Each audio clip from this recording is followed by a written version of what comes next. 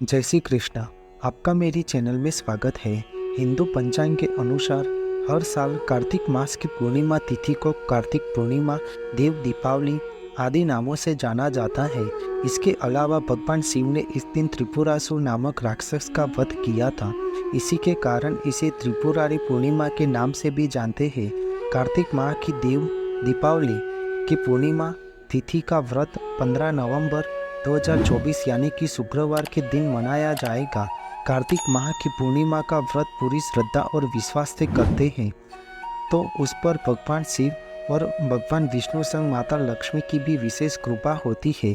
कार्तिक माह की पूर्णिमा की कथा इस प्रकार है कि पौराणिक कथा अनुसार जब भगवान कार्तिकेय ने तारकासुर का वध किया था, उससे क्रोधित होकर तारकासुर के 3 पुत्रों ने देवताओं से बदला लेने का फैसला किया। तीनों असुरों के नाम तारक्ष, कमलाक्ष और विदुन्माली था।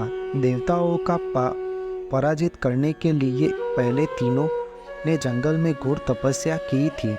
उन्होंने हजारों वर्षों तक अत्यंत कठोर तप किया। उनके कठोर तप से ब्रह्मा जी प्रसन्न हुए और उनको दर्शन दिए और ब्रह्मा जी ने तीनों से वरदान मांगने के लिए कहा। तीनों ने कहा कि ब्रह्मा जी, हमने आपको प्रसन्न करने के लिए कठोर तप किया है, आप हमें अमरता का वरदान दीजिए। उनका यह वरदान सुनकर ब्रह्मा जी ने कहा कि मैं आपको अमरता का वरदान नहीं दे सकता, लेकिन तुम इसमें कोई ऐसी शर्त रख लो जिसके पूर्ण होने पर ही आपकी मृत्यु होगी। वैसा वरदान मैं तुम्हें दे सकता हूँ। ब्रह्मा जी के वचन सुनकर तीनों ने बहुत विचार किया और ब्रह्मा जी से वरदान मांगा। हे प्रभु, आप हमारे लिए 3 तारों पर 3 नगरों का निर्माण करें। वह तीनों तारे अर्थात नगर जब अभिजीत नक्षत्र में एक पंक्ति में आएंगे और उसी समय कोई व्यक्ति अत्यंत शांत अवस्था में हमें मारेगा, तभी हमारी मृत्यु होगी और हम मारने के लिए उस व्यक्ति को एक ऐसे रथ और बाण की आवश्यकता होगी जो बनाना असंभव हो, सिर्फ उससे ही हमारी मृत्यु हो।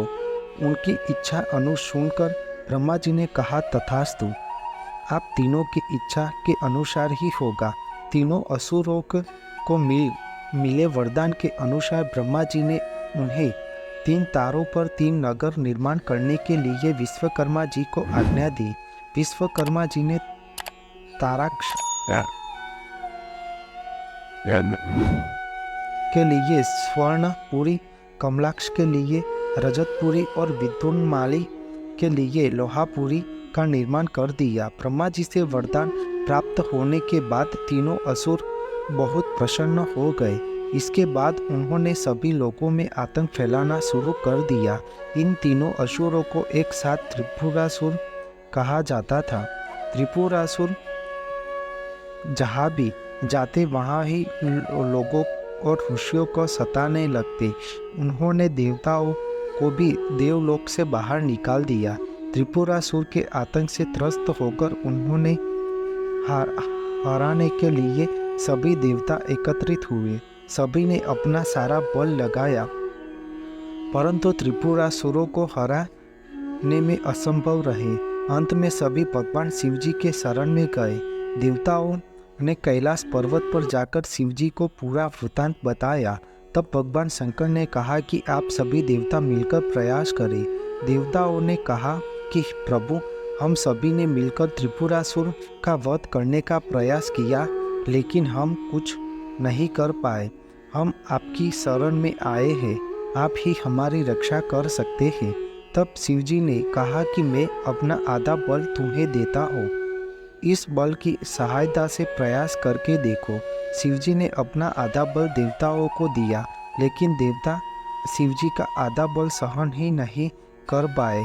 फिर भगवान शिव ने स्वयं ही त्रिपुरासुर का संहार करने का संकल्प लिया। वरदान के अनुसार अब त्रिपुरासुर का वध करने के लिए रथ और धनुष बाण सिद्ध करना आवश्यक था। भगवान शिव ने पृथ्वी को ही उनका रथ बनाया, सूर्य और चंद्रमा को उस रथ के पहिए बनाए।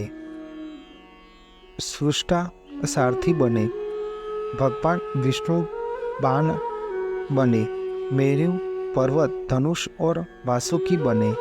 उस धनुष की डोर सभी देवताओं ने अपने बल से वह रथ संभाल लिया। इस प्रकार असंभव रथ बनाकर सिद्ध हुआ। लेकिन जैसे ही भगवान शिव उस रथ पर सवार हुए, उनकी शक्ति के कारण वह रथ डगमगाने लगा।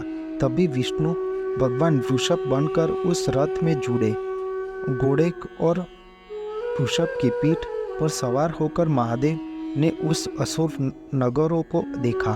अपने धनुष पर बाण रख उन्होंने पशुपात अस्त्र का संधान किया और तीनों तारों को एक पंक्ति में आने का आदेश दिया।